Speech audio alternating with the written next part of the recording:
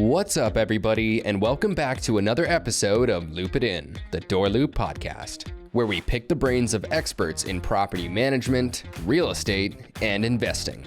Tech, we cover it. Marketing, that too. So whether you want actionable tips or the insider scoop from top performers in their industries, this is one show you won't want to miss. Be sure to subscribe so you won't miss out on any future episode.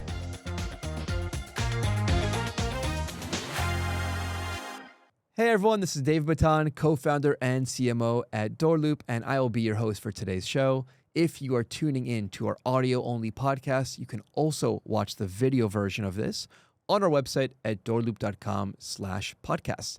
Today we're going to be joined by Lior Abramovich from Blanket Homes, who is joining us all the way from Tel Aviv, Israel, and has just an incredible journey and story all the way from the military battlefield to the boardroom.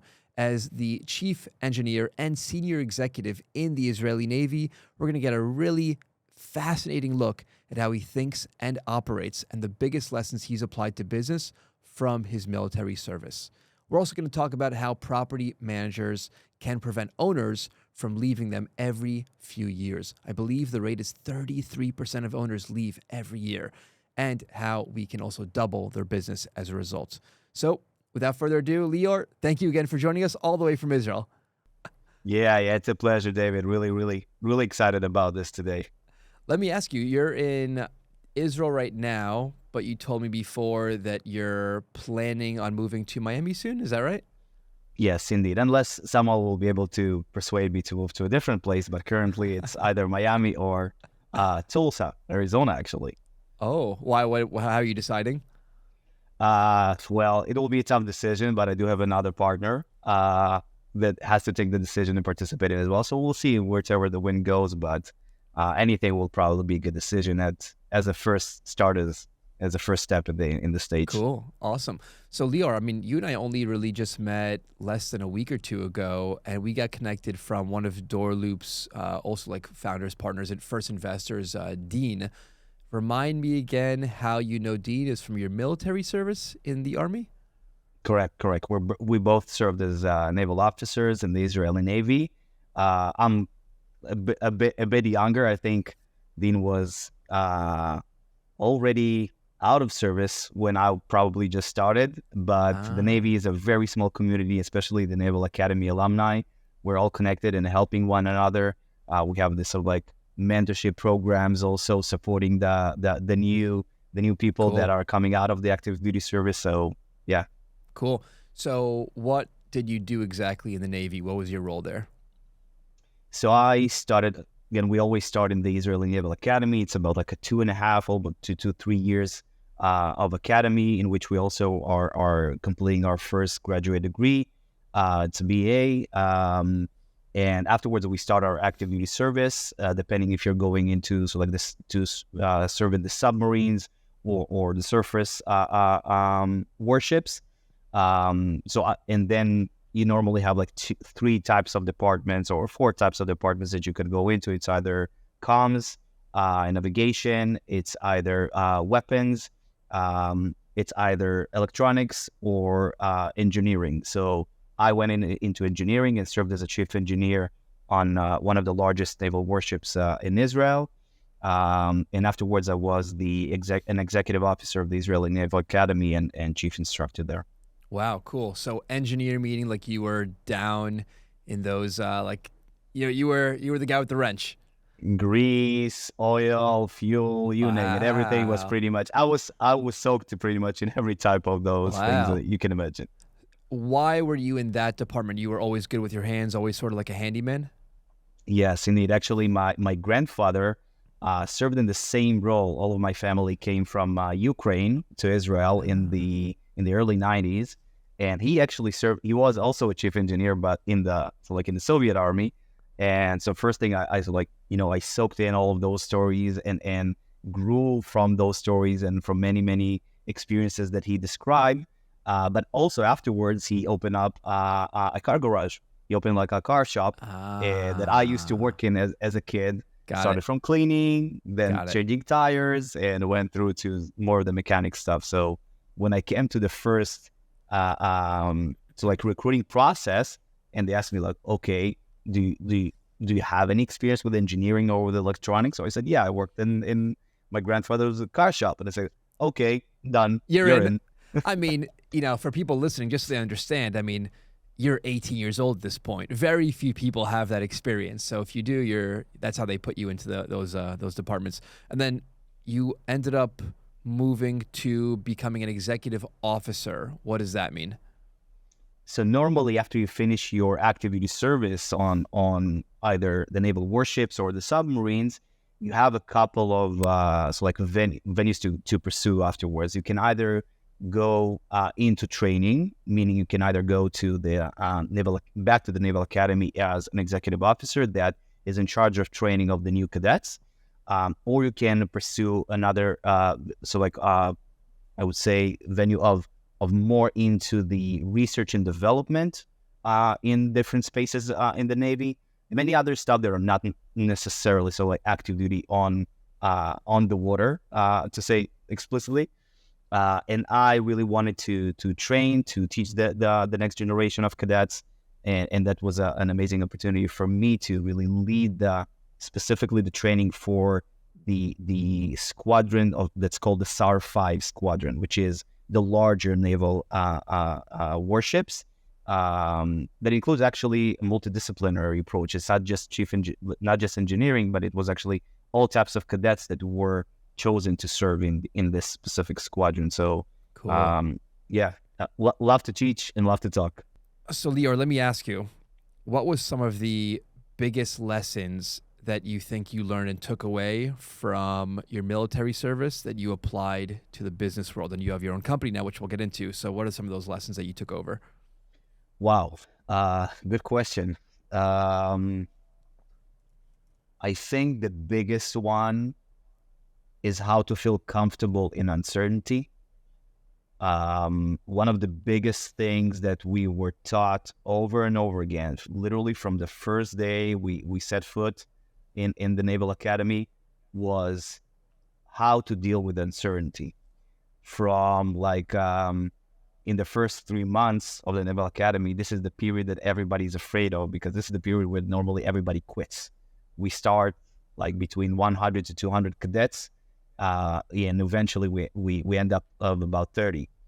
Wow. And during this time, so for example, it's not something secret, it's like regular training. So we have this week that normally every night you literally almost don't sleep at all. And in one of the nights, and it happens pretty much every week, but in one of the nights specifically, we were jumped to go into a long walk of about nobody knows for how many miles, but with full gear, full everything, middle of the night. And it's about maybe a 10-20 mile quick walk with all the gear, taking many other stuff together with you. And then when you come back, so you expect, okay, we're turning back. Okay, first, a glimpse of hope, and everything is, it's going to end right now because we're coming back to the base. You come back to the base, you go back to sleep after. So you said, and again, you normally have 5 minutes to get ready for sleep after a shower and everything. I normally, even to brush my teeth today, I normally take almost that entire time. And then you go back to sleep. You're sure that's it. And then after 30 minutes, boom, you're jumped again. Wow. And this thing happens almost 3 or 4 times that night. Every time you're coming back, you're sure that's it. You're going to sleep. And just imagine that experience and how frustrated you are and how you have no clue what's happening. You're exhausted. You literally, everything is against you, and still you have to persevere. And I think this first experience that went on with different types of experience down the road really taught me to be calm. Things will happen. Uncertainty would always be waiting for us around the corner, whether it's in our business life, whether it's in our personal life. Stuff happens. And we have 2 choices. We can either accept it, or we can try to fight it. And when we try to fight it, we get it even more exhausted. We give too much resources that eventually work against us. So feeling comfortable, accepting it, and even being, I would say, and exaggerate a bit, be excited about it. Because from each one of these like experiences and challenges, at the end of it, there's a good lesson, and you know that you will come out stronger. So there's a good thing to wait for, and not only feeling comfortable with it, but also feeling excited about it as a challenge to persevere through and win. I think this was one of the biggest lessons that I always try to also convey to my team, that, okay, things are difficult. There are a lot of unknowns, but think about where we be at the end of it. This is exciting. Right. This is something that that's worth fighting for. Wow, it's incredible. Yeah, in the U.S., the Navy, well, the SEALs, they have something called Hell Week, which might be a little bit more intense, but it's very similar. You're not sleeping. They're trying to break you and see if they could break your spirit, right? What I will tell you personally is that my father was in the Army also. He was a paratrooper in the 6-Day War. And even though he's 75 today, he still has that Army mentality till today. If you tell him right now, put 30 pounds on your back, go walk 20 miles, no problem, he's going to do it. It's incredible how it stays with you for the rest of your life. I love that. Indeed. Try to see what happens when two naval officers like meet together. They wouldn't talk about anything besides their time in the Naval Academy. Wow. That's awesome. So tell me about your journey after you finished military service. From my understanding, normally people travel the world and they go to school and then they start working. What was sort of your journey there? Well, I literally, the day after I finished the active duty service, I started my first day at work. I didn't do any journey, so didn't go anywhere. I always had a passion for real estate. I actually started my first step in real estate before I started my active duty service and before I joined the Israeli Naval Academy. I bought my first rental property in Atlanta, Georgia, back when I was about 19 years old, thanks to my mom, who was my true inspiration for that. And when I saw that, interesting concept. You can buy a property with someone else's money, which is the bank, earn money on it, it appreciates in value, it pays for the money that I took from the bank, and I said, okay, I love this concept, and it's definitely something worth getting more into.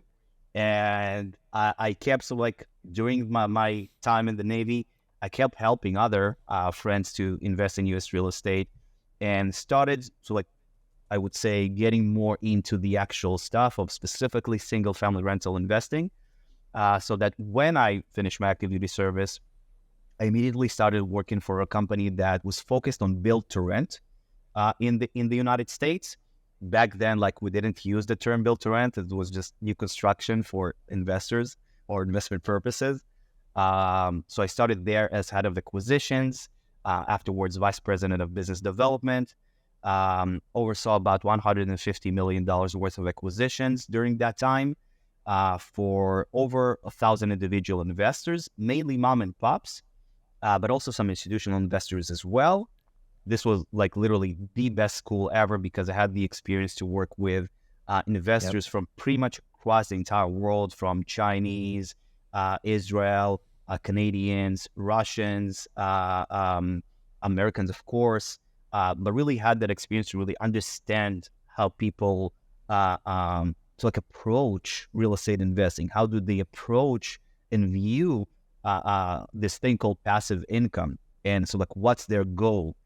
And throughout that time, first I would say Academy of Real Estate, I was in Academy of Navy, and then I turned into the Academy of Real Estate. Yeah. I really became close with our partner property managers because I oversaw a lot of our operations in the States, from land acquisitions up to dispositions, and worked all the time with our home builders, general contractors, lenders, insurance providers, pretty much every deal related party across the value chain. But the ones that were our centers of knowledge, our boots on the ground, my closest friends, were our property managers. And I was always on this bridge between the owners, between the rental property owners and the property managers, and had a very interesting perspective because I heard the challenges here, I heard the challenges there, and the wants and needs, and was always trying to mitigate that and make everybody happy, which is hard in property management. It's hard. Very. But it really gave me that in-depth look into really what makes this industry move forward and what it still lacks and missing. And that's like where my mind started working and the gear started going into how can we improve our industry? Like what can we do to make the industry better for everyone involved, from the property managers to the owners. And at that point in time, I also thought about doing something good with real estate as well. So I co-founded, together with some of my fellow naval officers, a nonprofit organization that renovates homes of senior citizens in need and Holocaust survivors here in Israel, actually.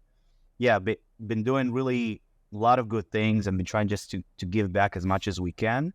So really, real estate was always my entire life. And after that time, when all these talks about what can be improved in the industry started to form up, I became aware of these two main challenges in the industry. One is the never-ending challenge of profitability. Property management is a low profit margin industry. You have to put systems in place, efficient systems in place that can really help you even start growing and stop surviving until a certain point. But there was another challenge that I was really passionate about, which is owner churn. Because the first time that I heard about owner churn Explain what that term means. Not everyone uses the word churn. So explain what that means. It's either attrition or churn, but churn is when you lose a unit, when you lose a property, and normally that property is lost due to one of two reasons. It's either the owner, our client as a property manager, is not satisfied and he decides to leave for the competition for any reason whatsoever. And the second reason is that owner just wants to sell his property. And you can be the greatest property manager of all times. You can do an amazing job. But if he wants to sell, he sells. And you don't really have a lot to do about it. And that was really the case back then, about 6 or 7 years ago, that really there wasn't a lot of even awareness about what can we do as property managers to combat churn. And unfortunately, it is almost the same situation today. Not a lot of people talk about churn. A lot of our clients talk about churn as sort of like a silent killer, something that we all suffer from, but nobody talks about. And when you hear about the average churn rates in the industry, you are surprised, because at least what are they? What are the average churn rates? So the two main data sources that we have today that provide some clarity about this is the national reports by Buildium and Propertyware, and the NARPM annual performance report as well. So according to NARPM, the average churn rate for like the best performers, I'm talking about the property managers who are killing it. Their average churn rate is around like between 10 to 12%. That's average, meaning some are higher, some are lower. Wow. The rest, which means that every unit will eventually leave you in about 10 years. Some like that. Yep. The rest, the average churn rate goes up to 32%. Wow. So 3 years. So meaning there are property managers who are losing every year almost a third of the revenue generators. Yep. And I normally stop at this point and say let it think for a second. Imagine yourself, for your business, losing 30% of your revenue every year. And they probably don't even feel it or realize it as much, because at the same time they're focused so much on bringing a new business. Maybe they're losing 15%, but they're still losing a lot. If they just focus on retaining people, you can have a successful business just on retention, not even getting new customer acquisition. Exactly. And it's even more than that, because when you factor in the unit lifetime revenue, then the number is getting way scarier. Because again, according to NARPM, the unit lifetime revenue is around $16,000. So multiply that by the number of units that you're losing every year, and then it becomes like a very scary thing to comprehend. And I think the biggest problem is okay, that's happening. we understand that it's happening. It's a reality. It's the industry that we're operating in. What can we do to solve it? And this is where it gets tricky, because normally, like, again, what most of us know is okay, the only way is to go and try to, acquire more units, acquire more owners, Right. new leads. Right. And the way we're used to do it in the industry is partnering up with partner agents that we know in our network to refer some leads, work on providing a great service to also get those Google reviews, to also in make it attractive for potential owners who are looking for property management in our industry. But it's not that scalable. When we think about it, it's not that scalable, Right. in a way Right. that we can project and make sure that we are outpacing the churn that we are experiencing. Right. So yeah, this is where my brain started working and was really, I would say, even a little bit frustrated about the fact that there is no solution today to this. And this was like the first wave of conversations that led to the birth of Blanket down the road. So I have two questions on this. First, you said there's two reasons people leave. Number two, you said the owners sell their properties. And number one was there's many reasons why they go to the competition or maybe they self-manage. So out of that bucket, why are people leaving? Why are owners leaving property managers? Is it lack of transparency? Is it communication? Is it trust? What's happening there? All the above. All the above. Okay. I would say, like, a lot of people think it's about money, because normally, like, people say, okay, this is another very interesting fact, and so, like, I'll get back to the answer, but a lot of people think that the interests are misaligned between the owners and the property managers, because the owner wants to, save every dollar, and the property manager also wants to make every dollar. So how does that go together? Yep. But I say, on the contrary, the interests are completely aligned, because when you ask an owner why are they investing in rental properties, it's normally two reasons, two goals. One is to build a stronger financial future, retire earlier, build that passive income to retire financially safe. And the second thing is leave a legacy for a loved one or for our kids. When you ask property managers why are they doing what they're doing, these are the same things. Is to build a better financial future for ourselves, for even our team members, and also leave a legacy for our loved ones and our kids. So when you think about it, when the longer and most important incentive is so aligned, we're in this together as owners and property managers. And a lot of property managers say, like, you're getting married to a property manager, you're dating an agent or any other deal-related party. Yeah. So yeah, just a quick side note about that, but back to the question. So a lot of times when people try to compete on price, I always say it's like a race to the bottom. The real competition is around value. What value do we provide to our clients as property managers? And what do clients want? I'm a real estate investor. What do I want? I want, first of all, of course, peace of mind. This is why, in the first place, I came to a property manager. Yep. The second thing, I want to feel that everything is transparent. Like, I know what's happening and nobody's trying to fool me, so to speak. And the third thing, I want to be aware. I just want to be aware and get that communication that explains the why sometimes. Like getting right now a bill of, like, I'm exaggerating, but $5,000 for many things that need to happen around the property without even explaining the reason for that, and without even explaining that you as a property manager did everything to make sure that I'm spending the least amount of money, and you found me the best contractor ever, that would make the process of me accepting that way more difficult, instead of just saying, okay, approved, boom, or own a contribution done. So it really is around that communication, that transparency and understanding. But that's really the basics. But there's another thing that is very important that I always experienced as this person in between the property manager and the owner.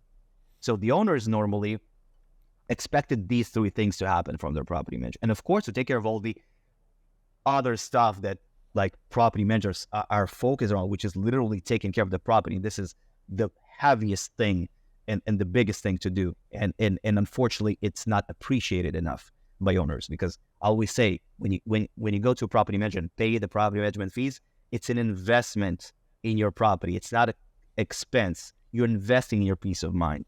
Right.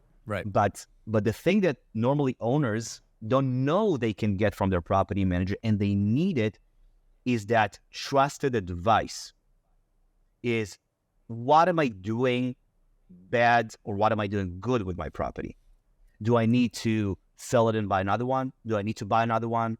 Do I need to, so like maybe my insurance is very high and I can easily renew it and improve my cash flow. At the end of the day, you are the person that knows exactly what's happening with the property. You know exactly how to make. You are the professional.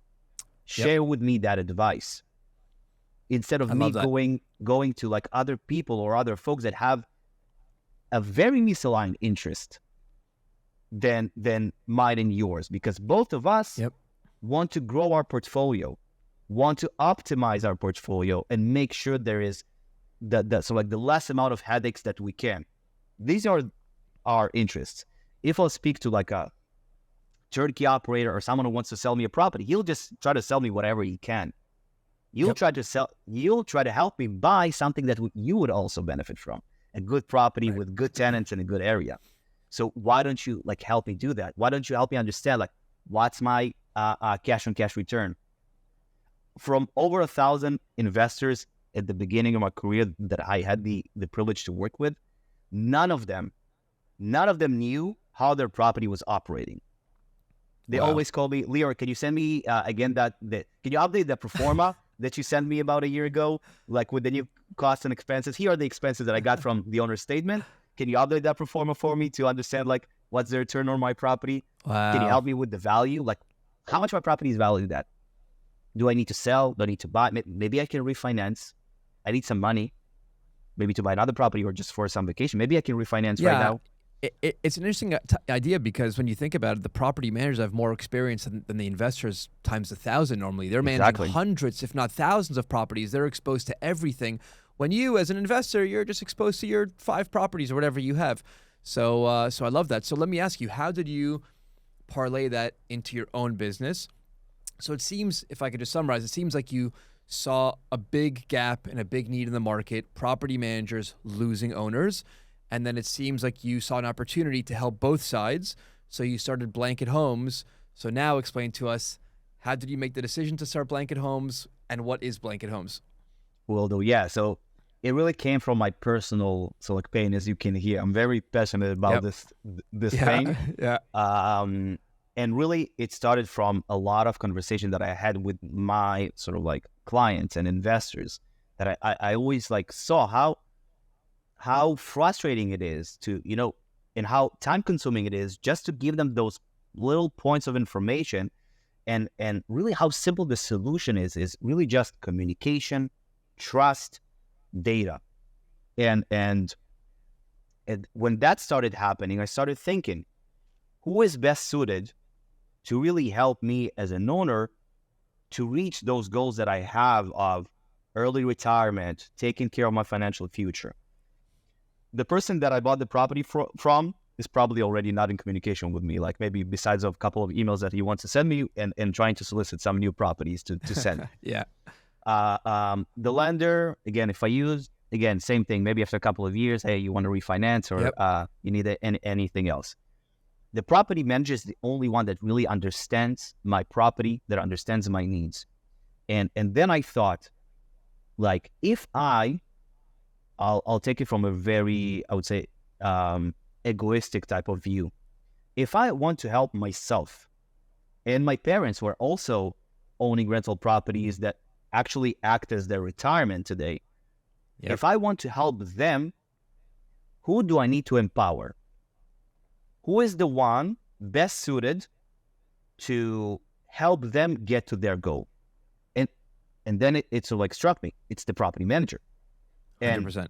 And the property manager eventually, and this is something I speak a lot about with my friends, all of them have the goal so like changing that perspective of a typical rent collector, toilet fixer into a trusted advisor, or even more so, an asset manager.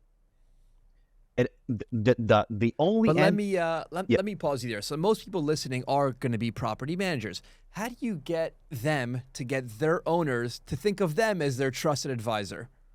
speak with them, communicate, share your experience. You have a lot more to give them than anybody else that they have ever been in contact with in their real estate journey.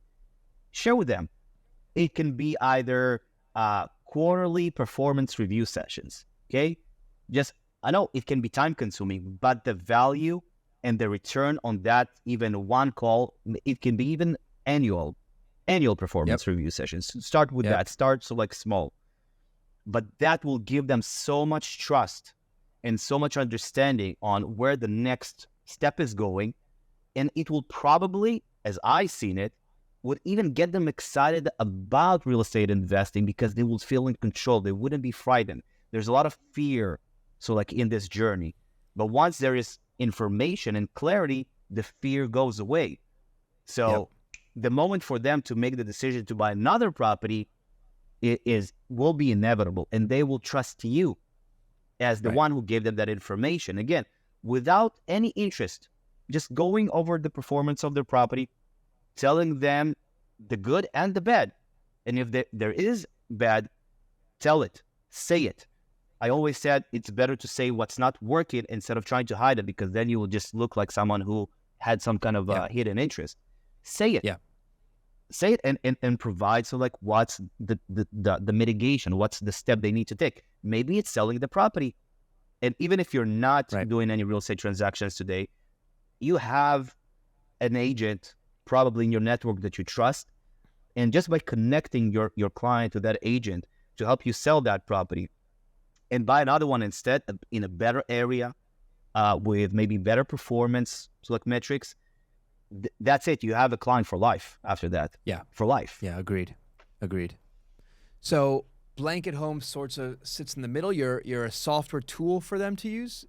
Yes, we are, so like what you'll consider as a B2B2C platform, meaning our clients are the property managers. So when we try to also describe them not as our clients, but actually as our partners, because really the business model, once we'll get to it, is really the embodiment of a partnership rather than so like a client-provider relationship. So our platform is serving the property managers, but I would say 2/3 of it is owner-facing, meaning it's a platform that their clients are using.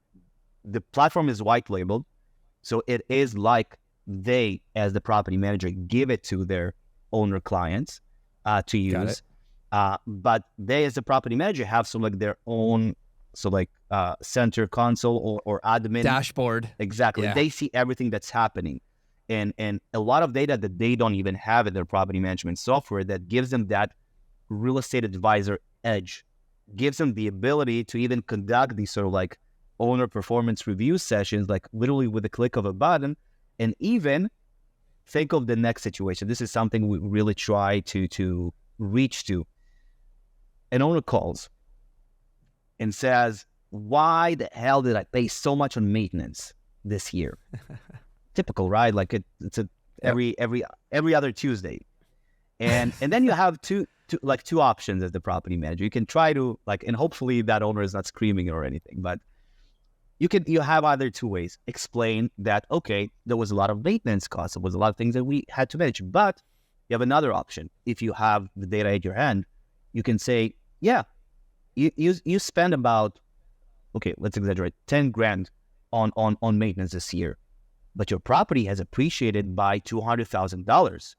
And here's another fact, because we have all the data about our entire portfolio.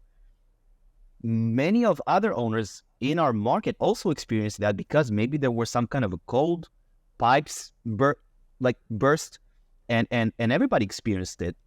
And so when we take into account the full picture and the fact that you still generated, like, let's say, I don't know, $50,000 in cash flow in the last 3 years, and your property appreciated in value by $200,000, suddenly those $10,000 in maintenance costs are not that big. Right.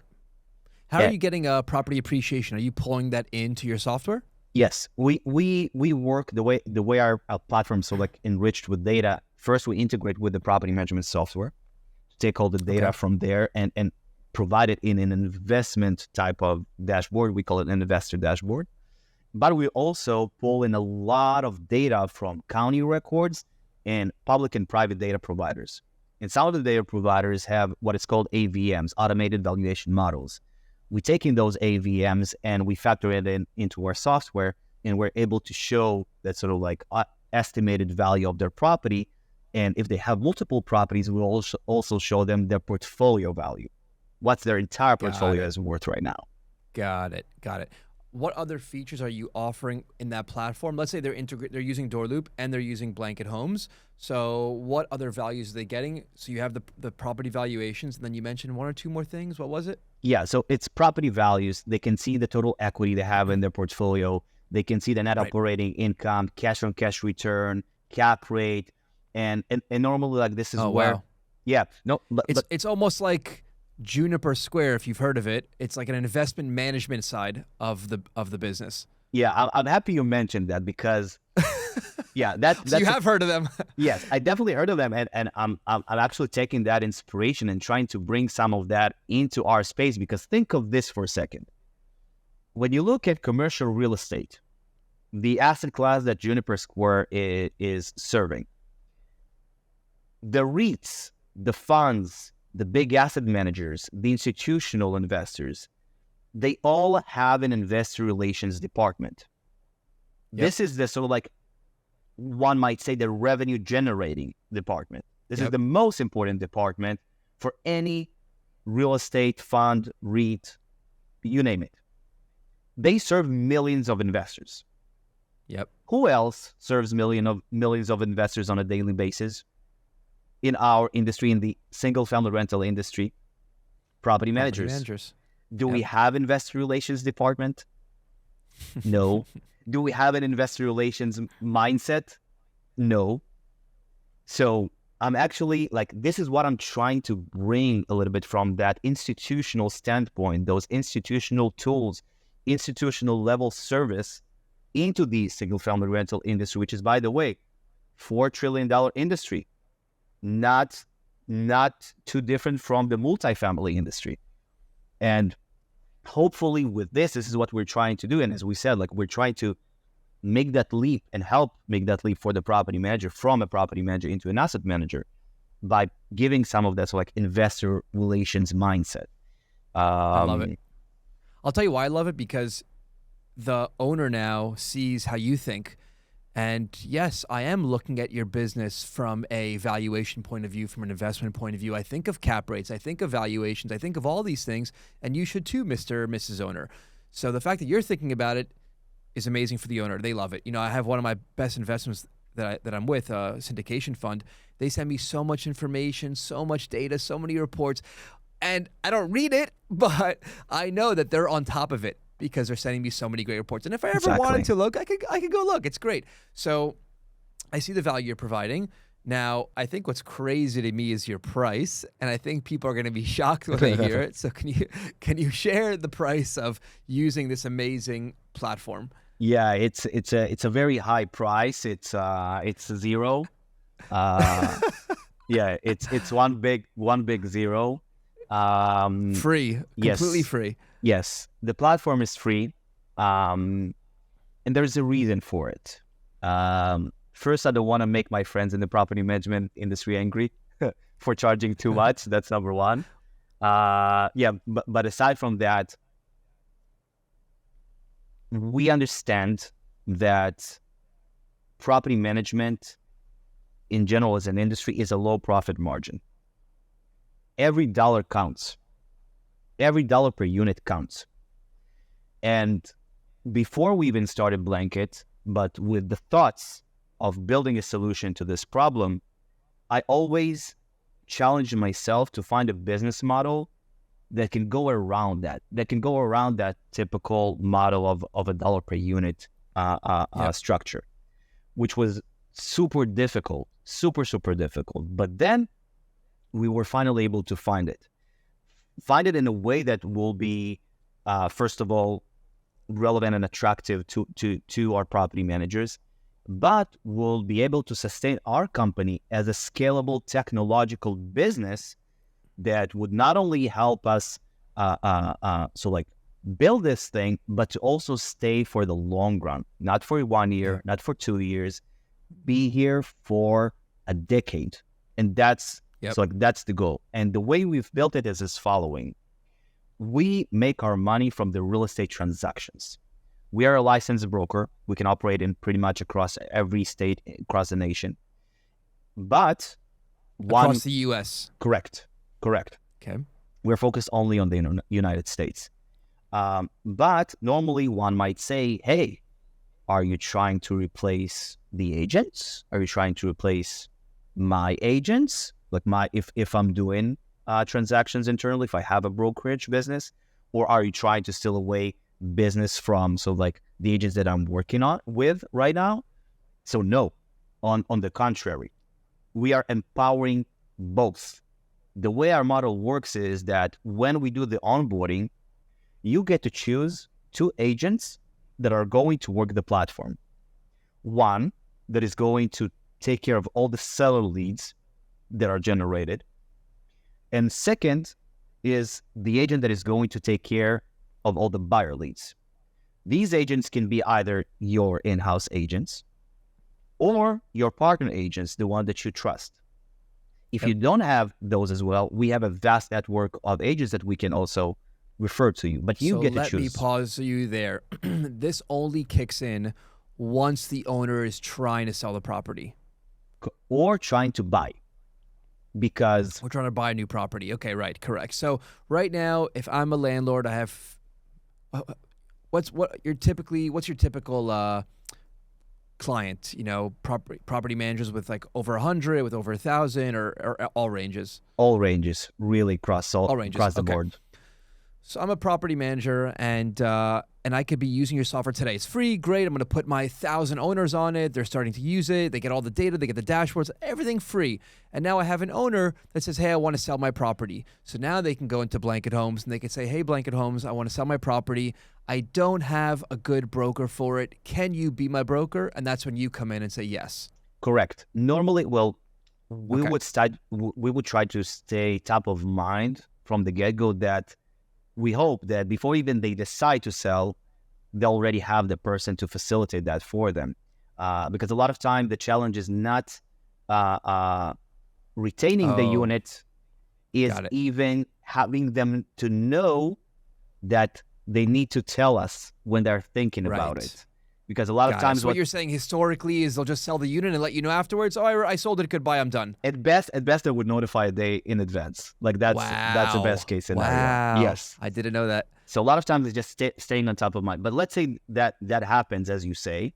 So normally the way in our system it would work is you'll have different opportunities to capture that intent before really it happens. And then when it happens, what we'll do is give you a seamless process to list that property in your marketplace. Because maybe I forgot to mention it, but when you use a property manager, you use Blanket, you create a network of your own.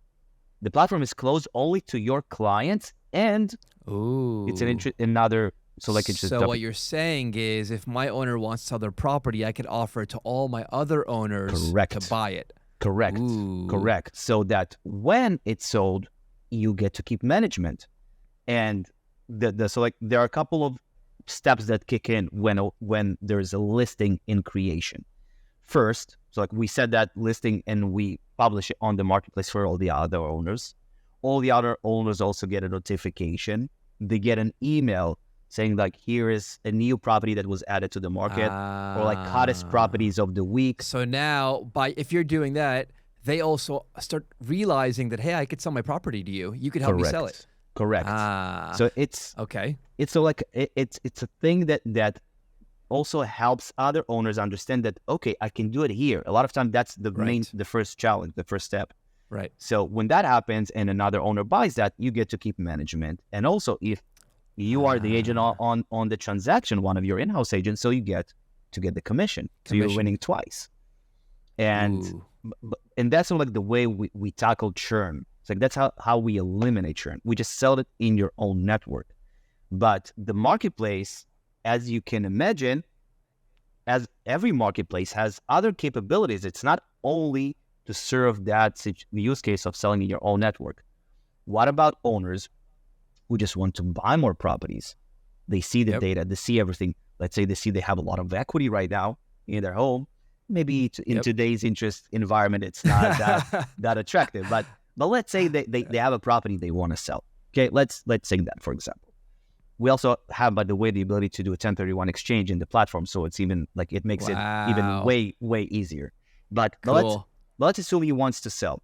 So now he has that money, and he can buy another property in the platform. But let's take an extreme situation. None of my owners listed a property for sale. The marketplace like supposed to be empty. What can he buy? So to solve that problem, we also push a lot of off-market inventory to your marketplace from our vast network of inventory partners that include wholesalers, turnkey providers, and home builders. All off-market. We're not pulling data from the MLS. So these are properties that nobody can find anywhere else. And those properties that we push to your marketplace are properties that are in your area of operation. Meaning, let's say you're operating in Atlanta, Georgia. Your clients wouldn't see properties in Orlando, Florida. Got it. They would see properties based on your zip codes because our system takes all your zip codes, parses them with all of our inventory, and takes all the inventory that matches those zip codes. So what about other owners in the Blanket Homes platform? Let's say you only have 50 owners and none of them have a property for sale. Can they check a box and say, show my client, my owner, all properties in the Blanket Homes network? You could do that? So that's actually a good question. This is something we get asked a lot. Feature request. Yes, indeed. Big feature request. Big one. Because a lot of property managers ask us, okay, like let's say I have a client that has a lot of properties already. Like I'm talking about the experienced ones. They understand already, like they are way into the diversification and the importance of it. They want to buy property elsewhere. And I have a friend actually in Orlando. Let's have that Atlanta property manager. I have a friend in Orlando. Yep. Can I refer to him business? And so like show his properties to one of my clients and get him to buy a property there and maybe even make a referral fee from that. So those are the questions that we are being asked a lot right now. But to tell you the truth, I'm not sure because some property managers are a little bit hesitant about that.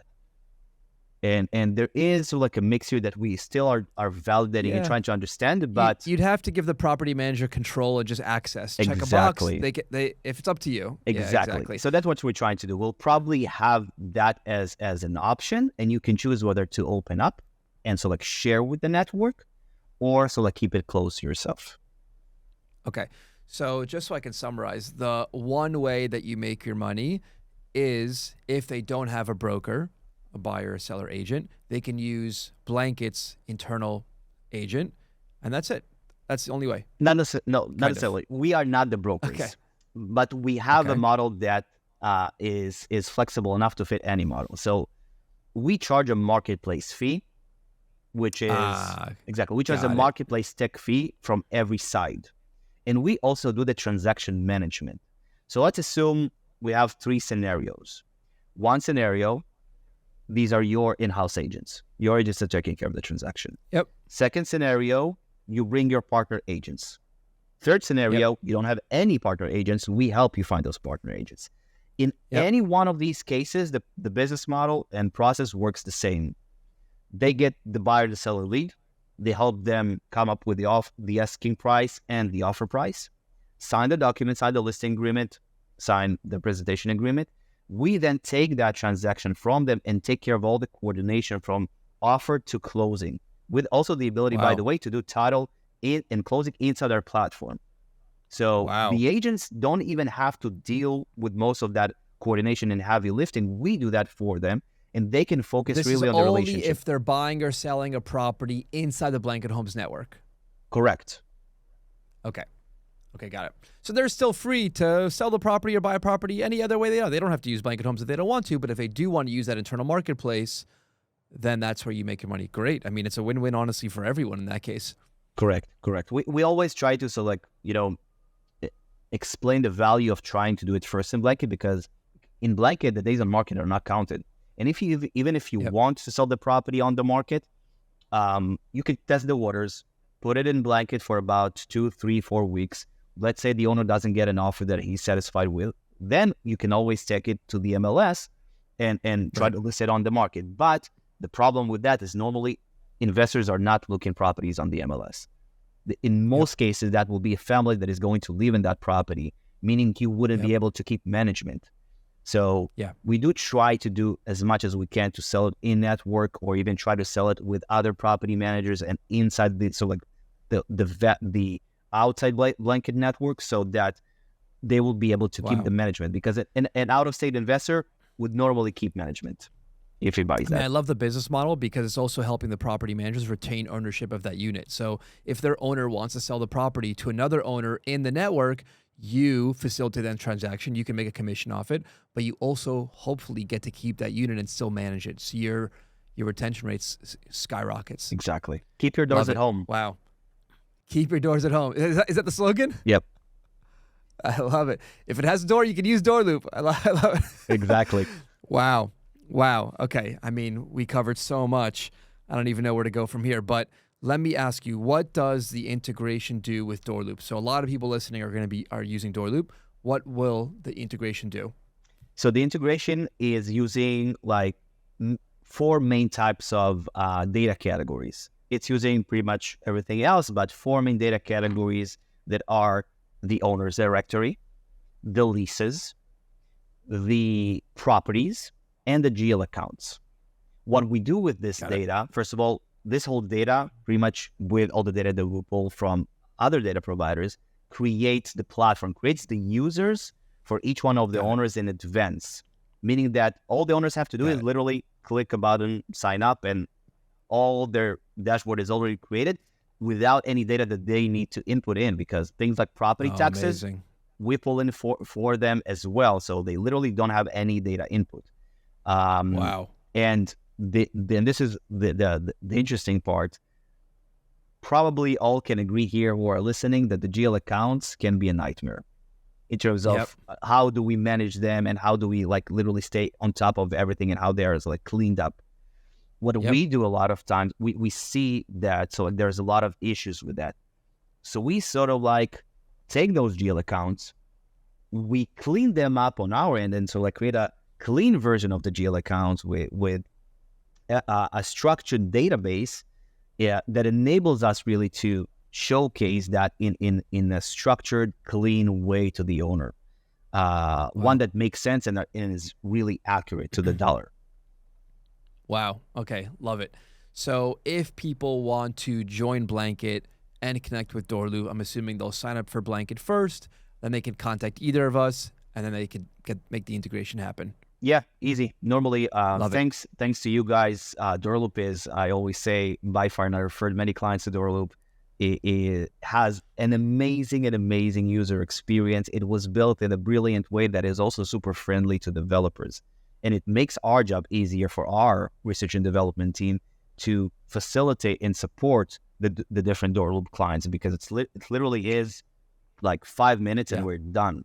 So awesome. No that's matter the idea. Exactly. No matter where you come from, whether it's from DoorLoop or from Blanket Homes, it'd be 5 minutes and you're good to go.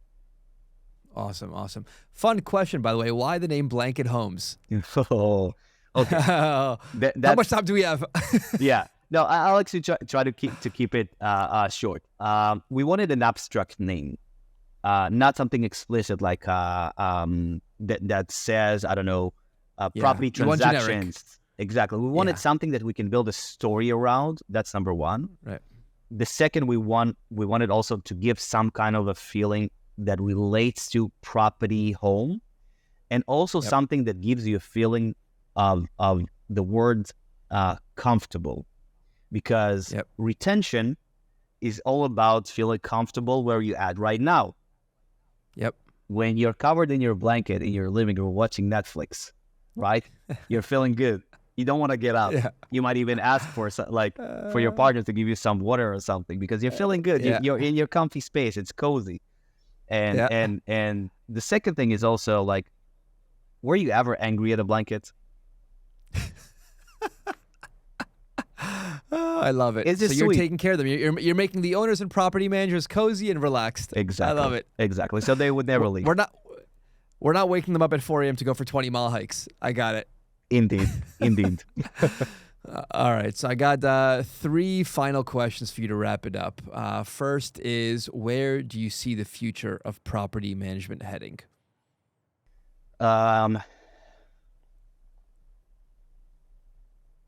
I think we're going to evolve just because that's where the need, that's the need from our clients, more to an asset management type of industry.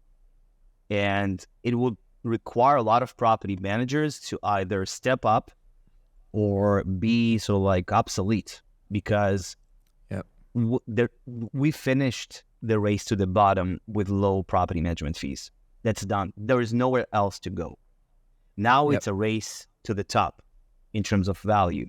So I definitely think that the strong property managers would take that role of a trusted advisor, take that role of an asset manager. Again, I'm not even talking about using blanket or not using blanket. It's just, this is where the industry goes. I see some of my good friends in the property management industry where they were 7 years ago and where they're at today. It's a completely different game. Game. There's so much technology also that really enables the property managers today that implement these softwares like DoorLoop to have some more time to focus on those relationships. So I think really the property management industry would evolve into a relationship-based industry, similar to the investor relations department and aspect that commercial real estate has. It's a relationship-based type of business. So I think definitely that will be one of the core values that will be developed and improved. And the second thing is becoming more of real estate experts that they are, because they are. We are not showing it yet. So I think these two things, so relationship experts, real estate experts, these two things will be the two parallels in which the industry will go towards. And I think this is great news for property managers because look at what's happening today with interest rates. We are facing a huge wave of accidental landlords. Huge. People are going to think twice before they're selling and saying goodbye to their 3% or 2%, in some cases 2% mortgage rates, and they will make the move and still hold on to their property, and somebody will have to manage it. So these folks are going to be even less, even more hands off. They would need somebody to take care of that property for them. And they will probably expect a digital experience because we're talking about millennials, even the boomers right now already very efficient with all the different digital tools and softwares. So I'm definitely thinking we'll be more digital, more relationship based, and more focused on being a trusted real estate advisor. Yeah, completely agree. And I guess I'll end on this question. So if you can go back in time when you just graduated the Army, what would you tell yourself? Travel to Thailand. Oh yeah. First of all, that's a big regret. I definitely had to make that trip because I didn't have a vacation in a long time. But but I'll definitely say the following: don't forget yourself. I'm a complete workaholic. I'm really. That's also again. I didn't take that trip. I immediately started working. That takes a toll, and as a married man that is also starting to build a family, literally I now even can imagine how I'll have more time. And I think this is something that I would tell myself: think about yourself, devote that time, manage the work-life balance, give the time, because these moments in life are precious, and they will never return. They will never return. And again, we're in a podcast around business. around property management, around making money, about growing.